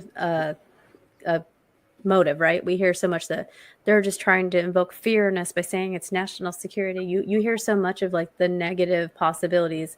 I like that you said maybe it was a plan. Whose plan is it? I don't know. But the plan is to get more people's light bulbs turning on and realizing like, hey, like this is real. We're not all that different. We literally are not that different. You know what I mean? If we get burned and ground up and mixed together, it's going to be really hard to differentiate unless you do some hardcore science. Well, we as the people have the power to change as well. So to give us that little bit of energy or that little bit of opportunity to, rally up the troops, we strengthen numbers. We might be able to, do some good. What harm would it be if a bunch of light workers got together and all of a sudden meditated on the same thing and all of a sudden at a quantum level changed the world? But there's so many people. I believe that there is the amount of people that are woke, I guess, if I can use that term properly. I don't know if I'm using it properly, versus those who are not, who are still sleeping. I think we need to wake more people up. And if we wake more people up and they start to realize that, then none of this other stuff matters. We're not focusing on the negative. We're not focusing on the trauma. War. What? Who can? Another one? It's just that. Also, when negative things happens, we all feel it. Like when the Queen died. Whether you're, I don't know if that works for America, but we all felt it. Yeah, it depends on what kind of American, right? And it depends on what sort of Canadian. The whole world, the whole world was resonating, I guess, in some way, or at least thinking about it. Yep, in some way, yeah. Some might be celebrating and all those other things. But I mean, it's just moments like that when the whole world has that same thought or same right. feeling, and you could feel that. It's like the retrogrades when the planets are aligned in certain ways. Everybody in this feels it, and you don't know why. And then it's only the spiritual ones that are all like, "Hey, well, it's the retrograde." My wife always. You're watching people lose their mind, around like an angry person. It's because the stupid planets are aligned. Why didn't you tell me that these were coming? Right? But you don't know these things, and there's a lot of us, who are experiencing the phenomenon but don't call it the phenomenon because simply we don't think it's aliens or any of that other stuff. We're just trying to live our life, trying to get to the end, trying to reach these goals and make it to the end. But but still a common thing. The phenomenon exists in every single one of us. Some are using it, some are not using it. And with great power comes great responsibility. So flip it around. We have these abilities, but we haven't worked through or processed trauma. Yeah. We could cause just as much harm. And you have to figure that out, right? To free up more energy to do more things that are healing you and other people. Mm-hmm. If you want to move an object, you can move that object to, to save someone's life or to end it. It's true.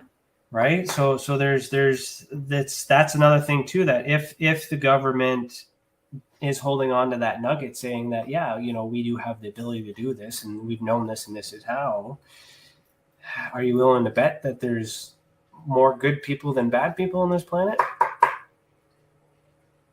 No, I don't know. I want to think so. And we all get superpowers at the same time, or just realize how to get into it? No, there was that one movie, right, where people had no rules. The Purge? Yep, The Purge. Yeah, I had a nightmare about that I was in that. And I'm like, I'm not trying to kill anybody. How'd I get out here? But But if we had superpowers in that movie, we'd be able to survive. oh, for sure. Yeah, that's funny. That's interesting to think about if everybody got superpowers like right now. Yeah, well, would that solve the world's problems, or would that just create more problems for everybody else? Because how many people? Because we need more people doing more good things, and then there has to be a balance.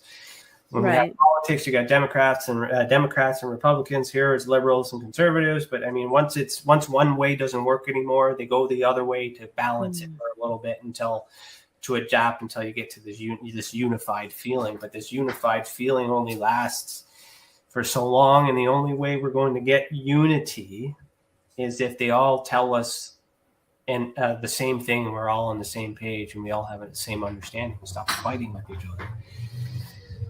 Okay, where do you want to go with this? We're in a rabbit hole. We are beyond the tinfoil. We are. Yeah, I don't know. Quantum Wytch, we talked about other things here. Talked about the government, psyops. Is there? Well, you said you're a researcher. So, is there anything that stands out in your mind that you've researched in and out, and that you're most fascinated with and confident with? I guess. I think that the dream aspect in connection with consciousness and possible many world theories is kind of caught my eye a lot throughout reading about everything, really. Now there's more stuff for us to read about consciousness and people's theories on it. It's easier to get now. You don't have to go to a library, right? I don't even know if people listening to this have been to a library in the past month, but you don't have to. So you have all this information, and it's interesting to see so many people experiences in their dreams or in sleep paralysis, hypnagogic state. All that stuff really fascinates me because it really sticks with people. People will call me or message me saying I had this dream, and it's not always an ET dream or an abduction dream. It could be any kind of spiritual dream that they've had, and but it felt so real, is what they always say. So that is kind of where my focus is going now. What is reality? And if we're perceiving, if the waking life is an illusion and we're saying it's real, but if dream time that people say is just your imagination or an illusion, what makes that any less real? And I know other researchers have asked this. So it's, where do we draw the line between an actual experience, or can you draw the line between an actual experience? Can you put that in a box? For some people, they only have sleep paralysis and dreams about this stuff, and then they wake up with some marks, but that's it, right? And so I think the whole experience or aspect of it, when it comes to their consciousness and how some of them feel like their consciousness was taken out of their body, not necessarily their body out of their room. That kind of is haunting to me, because then they could take you anywhere, for better or for worse, right? You can go to some beautiful planet with some beautiful beings, or you can end up on some crazy table getting something shoved up your nose. You don't really know. So I think the whole how people's consciousness interacts with the phenomena is kind of where I'm really gearing my focus lately to. Also really focusing on, I'm still interested in the whole astrobiology aspect of it, because I'm one of the people that thinks there has to be something out there, even if that's not what's interacting with experiencers. They're where is there a possibility for life out there, so to speak, in the cosmos? So the next thing I will be studying, in a school setting, is planetary science. So all my molecular biology is going to be geared towards that. Sorry, we had a fire truck go by. I think that was here. It just went by. I have a window right here. I have a window here, so I don't know if that was time. Weird. That was weird. No, it was right here. I saw it go by right there. So okay. I thought I heard at the same time. Oh my gosh, that is so funny. That's weird. But yes, the consciousness stuff in a nutshell is kind of where I'm gearing it all, and how that actually plays, our consciousness. the whole stuff from like slide 9, human cognitive human interface, how they might, and that slide also mentions the manipulation of our thoughts in a way, and at the bottom it says what was once thought phenomena is now just explained as physics, and you're like, what? Like, just like that, you're just gonna put that at the bottom. I got a thought here, but there's a question from Cece. She's asking you if you've ever read Biocentrism. I have not, but I will write it down. Okay. I'm not a book reader, so I have to say, Cece knows that. I write reports. That's it. Okay, so on this topic of you understanding and researching this and coming back to the healing aspect, and the witch element, if we accept the possibility that the mental phenomena, the mental psyops can exist, and there may be people trying to negatively influence us or impact us, they have the ability to get into our minds. How is there anything that you know or could think of that we could do to help protect the mind? Is there some sort of protection that we could just do so that way, if that were to happen, we would prevent that from happening? So a lot of people like to use crystals or oils or plants or spells to protect themselves, but you have to think about extending a normal protection spell into the other realms or the other dimensions. So if you're getting these, if these attacks are happening while you're asleep, or you feel like you're being taken while you're asleep, then you want to start working on protecting your energetic body as well as your physical body. Okay.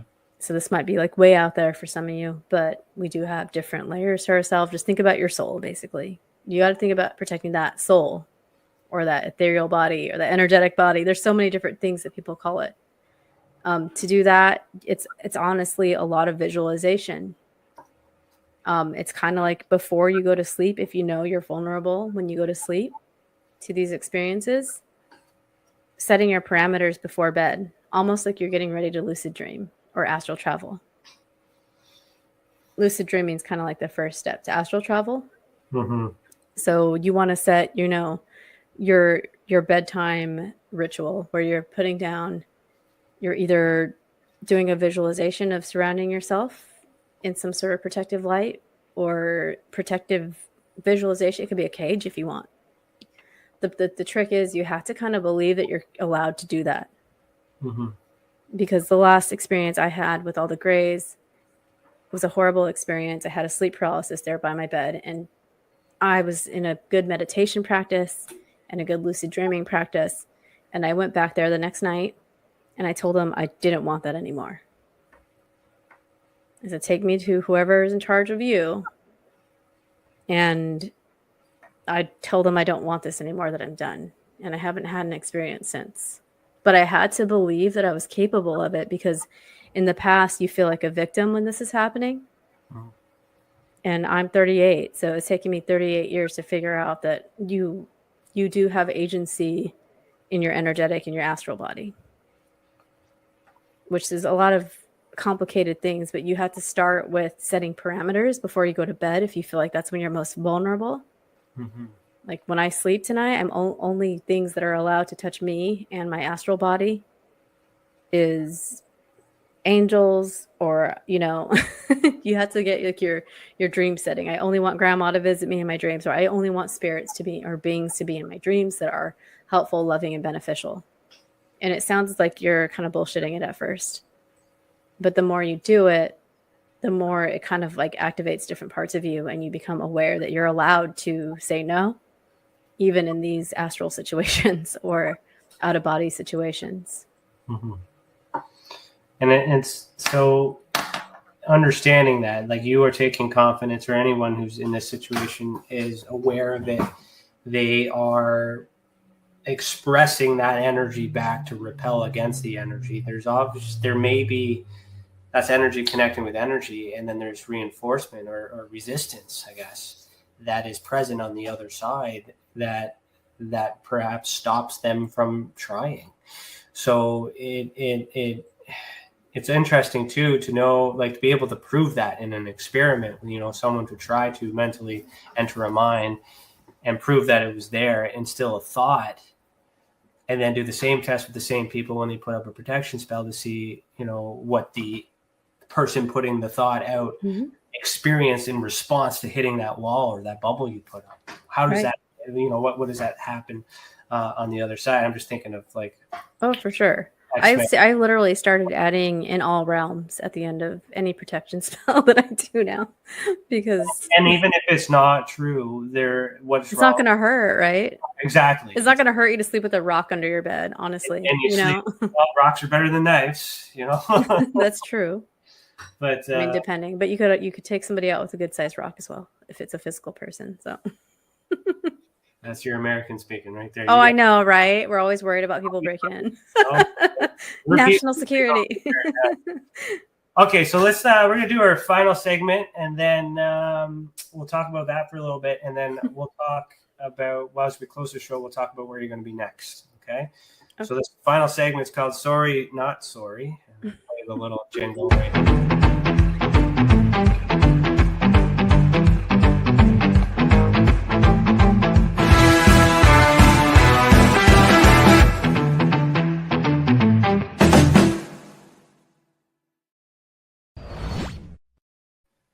All right, so I've been doing this for the whole season. When we're on episode 31, sometimes I don't do it, but I feel like this would be a good conversation for you. So let me just get my thing there. All right, so it's a social experiment. Let me explain. Here are the rules. I'm going to ask you one question, and I'm going to time how long it takes you to answer it after. Okay, so this is a social experiment. No right or wrong answers. Do you accept the challenge? Yes. All right, so with all the knowledge and experience you have, what shape is the Earth? Round. Ooh, that was quick. 1 second. That was quick. Round. So you're pretty confident on that? I think so, yes. Okay. The reason why I've been asking that question is because everybody on the show, some gives a different answers. No one can agree on the shape of the Earth. I spent some time talking to, I do talk to a lot of people in the Flat Earth movement, trying to understand why they are the way that they are. Yeah. And I do, they're fighting the same fight. They believe that NASA's lying. They believe the same things, and they just want the truth. And they just so happen to think that, the Earth might not be exactly what it is. So on that topic, you say it's round. Have you ever been to space? Not physically. Yes. So how do you know for sure? How do you know they're not lying about that? You say the government's lying about all these other things, but they're telling the truth about space? I don't know. I've dreamt about Earth being round, and I've had astral experiences where it's round. So that's Lisa listening. There's another one who's had the travel around the Earth there through an experience that says the Earth is round. I just like to use that topic because it's controversial sometimes. Oh, and it's funny too. Sometimes when you see people talking about, some people get mad, but it's also funny sometimes. Well, why do they get mad? Because it might be possible, and it changes their way of thinking, and it's. If you want to know how the moon landing was fake, ask somebody who believes the Earth is flat, because they have a lot of science. Oh yeah, I've been down that rabbit hole. I've been down it. I just didn't. And that would help a ufologist too, because they're fighting the same rabbit there. So we're all connected. We just all believe that there's something not right. Something's off. We all know something's off, right? We just can't agree on what. So in order for the Earth to be flat, there would have to be a dome, which means this is a simulation, perhaps. So what are your thoughts on this world being a simulation? I agree with the world being a simulation, but I don't agree with it being flat, unless maybe you're in a reality where it is flat, since that it is a simulation. Well, it can be flat and round. It's just the plane is flat, and there could be something outside that's round too. There's a could be, what do they call it? The firmament? Yeah, the firmament. There's a dome within the dome. So man. So I mean, like, hey, if we're going down the rabbit hole and all these other conspiracies, this is possible. Why not? Yeah. This is why I always leave it to the end. And when a lot of people are like quick to be like, no, that's not possible. It's impossible. But yet, there's perception. I'm a big proponent of perception. We're lacking the same amount of evidence. We still need confirmation. It's still possible. Our ancestors believed the Earth was flat. Our ancestors also believed we were visited by aliens. That's true. in the Bible, it talks about both. It talks about how the earth is, relatively flat, and that there's aliens. And firmaments and not firmaments. Got it. So is the government protecting the truth? So is this the truth that they're protecting? That they the don't Bible? want us to know? Well, sorry, that's just the first book. I was like book, that's we're gonna need 2 more hours to unpack the Bible. Yeah. so is that the secret they're protecting, or are they trying to tell us that this was wrong and coach it the right way and all these other things? What do you think? I'm going to say no on that one. I'm not sure because that would make space travel a lot easier if all the Earths were flat. All the worlds were flat. We could just drive on over to Saturn or whatever they want to call the next flat piece of universe. That's if the other planets exist. They might actually be in the same solar system. They might be seen. So there's lots of things. Oh, yeah. I've heard of that one, too. It's like the image of a gobstopper on those candies, like just a layer, and then the next layer is another Earth or another planet. Okay, here's a question. Let me, before I go into this part here, that your screen that you got behind you, is that an actual picture of the Earth? Oh yeah, I'm there now. Or is that CGI? No, I'm up there now. See, it doesn't look round now that I'm looking at it. So now I'm just confused. It kind of looks flat to me. And it kind of does. Yeah. All right. It might be bending. It might be what is the word I'm looking for? Crescent shaped. Yeah. It kind of looks like you're in the International Space Station. I can't tell the difference. Well, I work for the government, so I can't answer that. Okay, so we got 10 minutes left. This is your link tree. Tell me what do people want to find on here?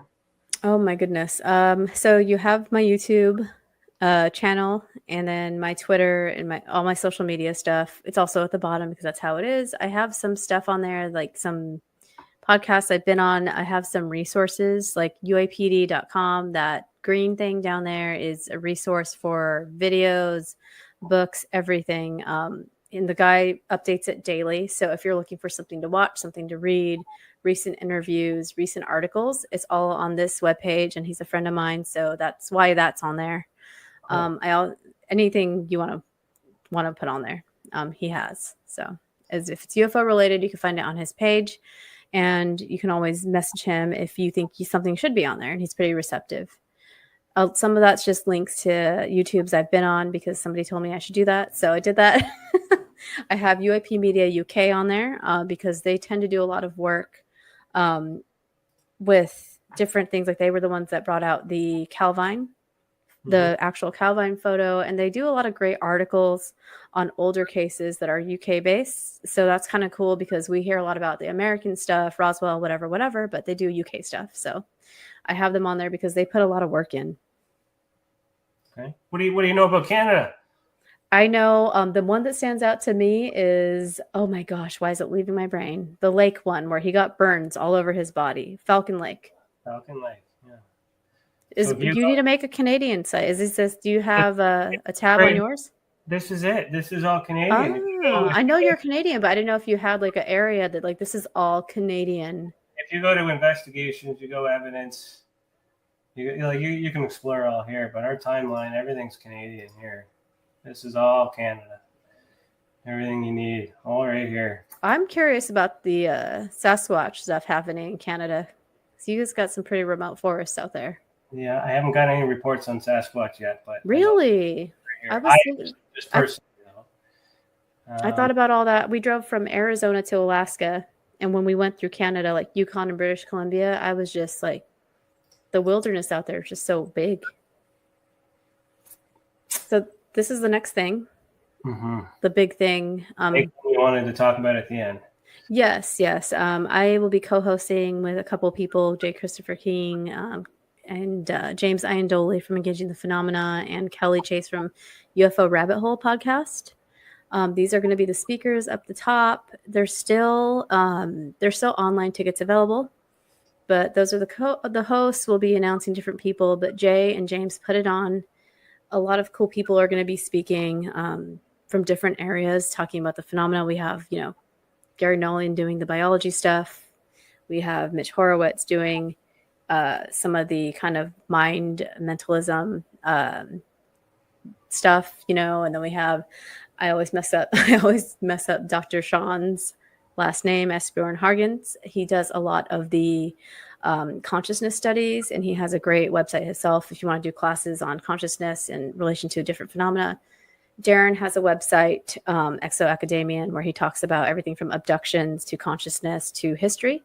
And Dr. Tim Grieve Carson. So it's a lot of, I feel like it's a good mix of biology meets consciousness, meets human, like understanding the human potential and interaction with our consciousness and different phenomena. But that's going to be next Saturday, and you can get online tickets because the in-person ones sold out because it's a pretty small venue. So yeah, I hope to see people online there. It's going to be exciting to hear everybody speak and meet a lot of people in person. How do you get a ticket? I just clicked that and it said, oh, it doesn't work. Oh, so no. there might be, okay, I might have to change. I'll put the online link on there. It looks like I have the one to, it might be on the drop down menu up to the left to get the online tickets. I think that I posted, that's the online one. So I'll get that fixed and get it on my link tree for online tickets. Okay. Well, there you go. Well, it's there for those who want to find it. And then where can they find you? What's the best one to find, to contact you at? If you want to contact me, either Twitter or Instagram is kind of, and they're all at the very bottom. That's all the main links there. But they're also in the list because somebody told me I should do that. So some people are like, you need to put it in the list too. But I tend to be on Twitter and Instagram the most. I do have a Facebook, but I'm going to be honest, I don't really go on as often. So I'm just putting the links in the chat box for everybody. Thank you so much. Yeah, I think Instagram and Twitter are the best way to get a hold of me. If you're an author, I would love to have you on to talk about your work. Anything paranormal, fringe, mostly UFOs, you know. Even I've been trying to get a cryptid person on. So if you know anybody that's into cryptid stuff, I've been trying to get a good paranormal person on, like that does paranormal investigation. So if you know anybody, hook it up. And yeah, if you want to come on and talk about your experience, message me as well. You know people? Wait, do you know yourself? You can come on. I was the joke because I might know somebody who knows a thing or two about those. That's cool. Awesome. Well, thank you so much for being here. We're going to do the after chat. So for those of you who are in the chat, stick around because we're going to say hello to all of you folks, and we're going to digest this episode and talk about what's coming for Tessa, and then close the week off because I don't work Fridays. So yeah. Is there anything else you want to leave for the folks? No, thank you so much for having me on, and I need to watch more of your episodes because I was looking at some of the stuff you had on there, and it looks really interesting, and I'm curious about your investigation stuff. So I'm definitely going to be following you more closely. I appreciate that. Thanks for checking that out. A couple of things you said there. You said you did a couple of things because people told you should do that. So yes. Do what you want to do. I know, but it'll be easier to find you if you do this and that, you know. So. But yeah, no, that's cool. All right, awesome. So everybody, thanks for watching. Keep your eyes in the sky, and we'll see you at the after chat. Heed the world. Goodbye. That's it, everybody. That is a wrap. That is the end of it all. Thank you for joining me tonight. I look forward to seeing you back next week, where we'll continue to have this conversation deep down into the rabbit hole in which we call the ultra spectrum. Thanks for joining us. I said that already. Oh well, fuck it. Heed the world.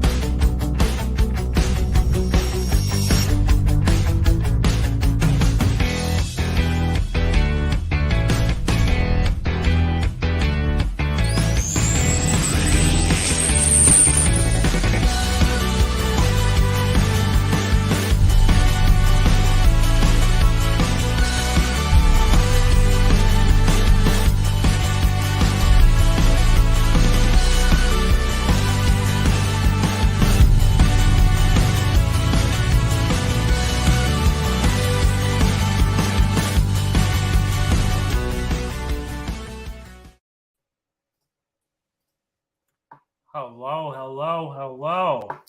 Hello. That's good. Right Yeah. there. Thank you so much for having me. I have an early flight tomorrow, so I can't hang out, but please feel free to reach out or to me via DM. Well, thank you, Pricilla. Thank you so much. We will be in touch. I think CC has mentioned to me that she's meeting with you next week, right? Yes. So Yes. before knowing all these things, that was cool. Now this is even more cool. We'll have a good trip. So how'd you find her? How did I find her? You were going to tell me this morning, and I stopped you because I didn't want to know. But how did you find her? Where'd you find her? Well, it's super weird because like I was telling you, I identify as a quantum witch as well, and like I joined TikTok, got certain people I just resonated towards, and I saw her, and I follow her, and I still do. So like how I operate is really weird. I just follow people until I decide not to anymore. And so, like, I started kind of looking at her channel a little bit more because I saw that she identified as a quantum witch too. Mm-hmm. And listening to what she had to say, and like very much in alignment with her. And then saw too that she was doing this book club. And I'm like, well, geez, that's another interest of mine too. And really thought, I should get to know this person and talk to them and see what their plans are for the future, and if maybe they'd be willing to work with us. The book club idea kind of falls in line with your Ultra Spectrum library. Yeah. So I see that now, and that's what you were suggesting earlier. So that's interesting. So that's good. So you're a fan. Awesome. Good. Yeah, well, and I didn't realize from her story just very similar to my story and upbringing and how I found the same path. So it was kind of almost like eerie but interesting at the same time. I'm looking forward to get to know her more. Cool. All right, let's say hello to our people. Shane Franks, welcome. Said so excited. Are you new to the channel? Good to see you. Cece, hi Cece. Hello. Hello. What's that say? Horrors love that. Love fat. Lover fat? What's that say? Horse lover fat? Yeah, I think that's meant to be like one of those things. If you say it really fast, it sounds bad, Good job. I don't know. I don't want to try it in case it's too loud. Hello, welcome to the channel. If you're still here, what else did you say? You said fourth kind gave you nightmares. It's an uncomfortable show for sure. Yeah.